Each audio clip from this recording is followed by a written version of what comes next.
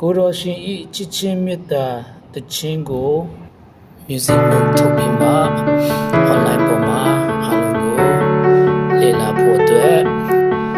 note ချထားပေးပါတယ်တကယ်၍ note လုပ်ချင်နေဆိုရင်တော့ကျွန်တော် Sans Piano Class ဆိုပြီးမှ Facebook စာမျက်နှာမှာ notes ကိုတောင်းလို့ရပါတယ်လို့နော်လာတောင်းလို့ရပါတယ်လို့အားလုံးအတွက်အဆင်ပြေအောင်လို့ဒီဆက်ဆုံးရေးပြီးမှပို့ထားပါတယ်လို့ရေးထားပါတယ်လို့အားလုံးကိုဆင်ပြေကြပါစေတကယ်လို့စိတ်ဝင်စားတယ်ဆိုရင်ကျွန်တော်ရဲ့ YouTube channel ကိုလည်း subscribe ပါလေလုပ်ထားပေးကြပါဦးလို့အားလုံးကိုတိုက်ရိုက်ခံလိုပါတယ်ဆိုတော့နောက်လည်းအများကြီးကျွန်တော်ဒီတလောက်လေးကျွန်တော်